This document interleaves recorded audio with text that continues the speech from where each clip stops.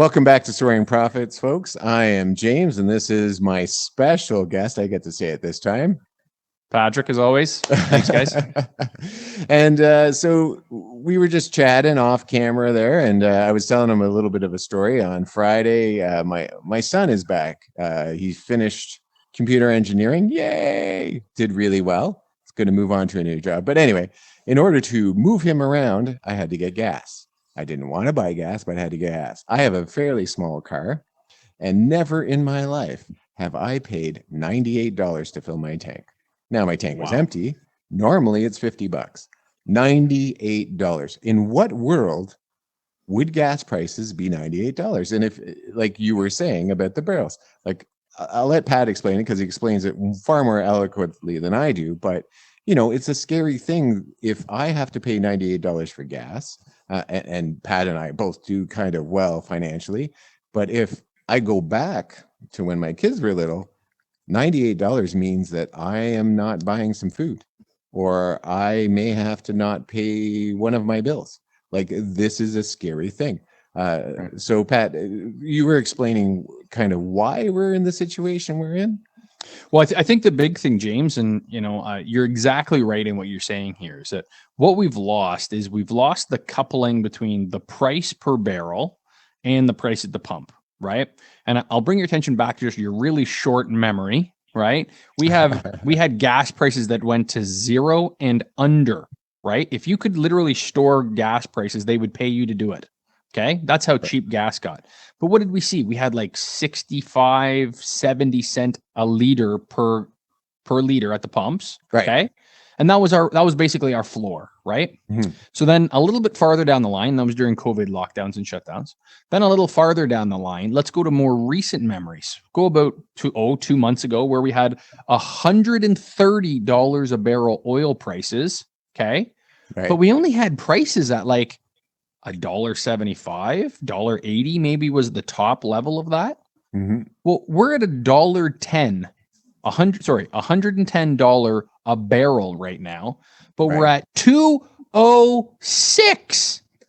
In 206. I don't know what it is in the States, but I imagine it's crazy too. That would be like an $8 a gallon. That's crazy. High sevens, low eights. That's insane. That there's nowhere in the United States that's paying that right now. We here in Canada. And what I'm asking is that we have lost the coupling from the price from per liter to the barrel pricing. And what are our politicians doing about it? They're just expecting that we take it. We're seeing that the Trudeau Liberal government is allowing it to ratchet up and is continuing with these taxes on the people that are green in nature. And they're only hurting the poorer people, the softer Correct. Members of society. And I don't understand it. And I think it's criminal what's happening right now. It's terrible. Mm-hmm. Like now would be a good time, like Ford and some other premiers wanted to do. They wanted to lower that carbon tax. Well, actually, they wanted to get rid of that carbon tax. Right. But now when you have prices soaring, wouldn't you look at that if you were trying to help your people come out of COVID, come out of a very not great financial situation? But is it about that? Why are they not doing anything? Well, because I think that this is their behavior modifying, right? So the higher that we get hired up and over the $2 a liter, people are going to start cutting back on their usage. Okay. True. Up until that, people just bitch and moan and complain about it. Okay. Well, until they can hurt people at the price tanks enough, there will be no behavior change. So I know, for instance, myself, my family, my mother especially, she's looking at gas prices recently and has been talking a lot about electric vehicles. Right. Well, why is that? Well, because the pricing is getting up there. Mm-hmm. So until you hit that threshold of pain, that capitulation that we've talked about here in the markets prior, that's when you have a behavior modification. So instead of driving to the work, you then take public transit, or you drive a bus, or you ride a bike, or you get a smaller vehicle, or you get a moped, or and you're managed. And that's where I think we are today, is that we're truly going through a behavior modification process in Western countries, and it's lost its coupling of reality for the pricing, and it's scary. So I kind of get that. Like, so I was having a conversation with a few of my friends, and we were talking about how during COVID, I think it was 70 cents, 80 Right. cents, something around there. Everyone was going for drives. Everyone was that's because that's all you could do. You couldn't go Right. to a restaurant, you couldn't do anything. So people were going for drives and they were going long distances. Yep. And then just recently, we were all talking about how we're not doing that anymore. Right. No one is going for drives. You're hopping into your car for a reason. There's no longer, hey, let's go Right. north, see what we find. Yep. Now it's, I'm going to the grocery store and home. Right. I'm going to work and home. I'm not just going to drive on a sunshiny day with the music playing Yep. because that's going to cost me a lot of money. So what has that done? Explain it. Well, well, it's modified your behavior and the Right. people around you's behavior. Yeah. So by a government, and this is where as a conservative, my spine tingles and I get just irritable beyond belief, is that you have a governmental institution that is dictating to its citizenship via their pocketbook through taxation, an expense system that is not needed nor required, but is demanding sacrifices made of the people. And that to me is criminal on every level. That is terrible. That's awful. Yet we're standing back here and we're doing it willingly. And nobody's pulled out a pitchfork and a torch yet. And I don't know why. Well, I think part of that is because the carbon tax is supposed to be a good thing. It's supposed to be to raise money to start green initiatives to change uh, our carbon footprint as a country. I don't know what initiatives Trudeau has started. I'm not a fan of Trudeau. You guys have been watching for a long time. I am a liberal. That doesn't mean that I'm a fan of Trudeau. Just like he is a conservative, doesn't necessarily mean he believes in every conservative that's out there. But I like the idea of what they're trying to do, but I don't like the result. If you are going to dig deep into my pocketbook by taxing my gas, then do something productive with it. But I have yet to hear of anything productive done with it. And you know what? I don't know everything. I'm sure you people can get up on here and tell me all about it. And that would be great. We would love that.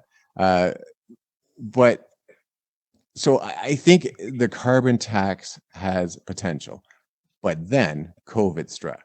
And when COVID strikes, you have to kind of pull back and think what things are important, like welfare is important, and helping our people more help for the homeless and addictions, because addictions became a very serious problem. It was always a problem, but became a more serious problem. So those are the things that we have to start turning our money towards. Carbon and pollution is not on my. It's no longer on my radar. So right now that would be it's if you not on my were radar. that would be if you were a benevolent leader. Those would be your priorities, correct? Benevolent meaning that I cared about my people. Is that what Right. you're trying to say? That's yeah, benevolent in the factor that you Sure. are out there, right?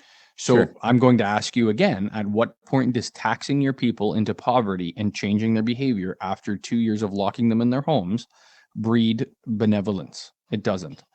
And that's where as a conservative everything tingles and I go, this is insane and it shouldn't be allowed to happen. And there should be whether if it was in the states, well, the United States, they refuse to allow the carbon tax in because it's just nonsensical. We in Canada here, we've tried to find different ways to do green initiatives, and carbon tax for us, somehow we agreed that this was a great way to go. The problem is that there's so many loopholes in it. It's disgusting. So the biggest I'm not polluters sure get we out of it. agree. Like most of the premiers, maybe all conservative premiers, I'm not sure. I'd have to look back. Tried to fight it in court and lost. Okay. And didn't really find another way around it. I would say probably. I don't know if the majority of Canada right now would agree with a carbon tax at this time. I think at this time, No, that's why we I'm should turn saying. away from it. I know that's what you're saying. Right. I don't think it's because I'm not sure why they're still doing it, and I'm not sure that's why all the gas prices are so high. I don't know. Carbon But tax? it does seem that, like you're saying, the barrels are going down and the price of gas is going up. And Well, normally it's not even so that's much not that the case. it's not so much that they've inversed or anything like that. Is that, we've graphed it a couple times here. Yeah. Is that about 2 weeks ago, I said that we were at a breaking point, that either we're going to see a flush down into the $70-$75 a barrel mark, or we're going to see a run up to 130. And I said, these are a balance of probabilities. Let's look at the world around us. Do we think we're going to go back to an all-time high at 130? And that's where we looked at, and we said, we got war, shortages, we got all of this stuff going on right now. Unemployment. Right. Yeah. Well, but that has nothing to do with barrel price. No. Right. But all of those things, are they going to drop pricing? No. Are they going to continue escalating up? Absolutely. So here we are at 110. At the time when we did the video, I think we were at like 96, Something 95. like that, yeah. Right. So we were either going to fall down, and we charted it out. It's a balance of probabilities. Well, what's the stimulus? I said you're likely going to go to 130. Well, if we keep going, if inflation, I think tomorrow is a big day for the market, and it'll be interesting to see what Jerome Powell comes with the Fed. But tomorrow is going to be a very rough day in the market. Oh no, Powell's coming back out. Every time Powell comes out, he comes out every. Yeah, so he's going to come out tomorrow. The last 2 days we've had reports. We are in a recession. Like, and I've called this before, but we are in a recession. Yeah. And we have a whole this podcast on this, and I suggest you watch it because he explains it very well, what a recession is, why we're in a recession, and why he called it that way. So look back. Right. And see it. So tomorrow Jerome's going to come out, and he is not going to help commodity prices. We're likely going to see, I would say, 3 to 5% increase in fuel prices tomorrow, I think, easily. And that's per barrel. So now you're going to have a $117 a barrel. And what are you going to see at the pumps? Is it going to go down? No, we're on the wrong side of this. So we need to have, we got to go back to this liberal benevolent process that the government is really here to help its people. Then help its people. And they're not, and they don't care. So now that we know that they don't care, what are we going to do about it? And that's where we've got to say, nope, we got to pull the government away from this. We've got to eliminate these taxes on the people. They are not helping. They are hindering the lower classes of people and fixed income people that are on pensions and that sort of thing. I can't, my heart can't feel enough for them, because they are going to get crushed over this next period of time. This is going to be massive inflation at 7, 8, 9, 10%. And that's what they're telling us. Realistically, higher. These people are the ones that get crushed. These are the stories you hear about eating cat food because they can't afford anything else. Well, you just reminded me that I threw a barbecue after the boating. When he took us out on the boat, we had all the people over for a barbecue, and for six hamburgers, $14. That's double the price. So now last year it was around $8. This is where we go back to this, right? Is that we have pricing on gas, and that gets every item that you have to and from the store. Okay. Mm-hmm. The cattle that we're feeding out in the lot that went to market went on a truck. Yeah. They then were processed in a factory. Then they went on a truck, and then they were frozen and put into a store. And the lights and all of the things that we have here are all done by carbon producing products, right? Right. You can't turn it off. We need to slowly, gradually get rid of it. Taxing the shit out of your people until they can't eat is not the way to do this. No. But this is how they're going to roll it out. These are not benevolent. And this is when I say to liberals, I say, stop thinking the government cares about you. Because every time they get an opportunity to do it, they stick it right down your throat. And that's where we are again. They're going to throw it at you, and you're going to eat it. And you're going to change. I guarantee you, if they can keep this up for 2 years, there will not be any F-150s. There will not be any Dodge Rams. There will not be any Escalades. There will not be that, because people will be forced to pivot away. And that's the problem. That's terrible. That is the market. That is the government dictating to the market, not the. Hey folks, thanks again for joining us at Soaring Profits. Patrick and James, please like, subscribe, and share. And follow us on YouTube, TikTok, Instagram, and of course, Facebook. And let's start a dinner table discussion right on this page right here. Let's start talking about the topics that we're talking about today. Thanks again, folks. Appreciate it.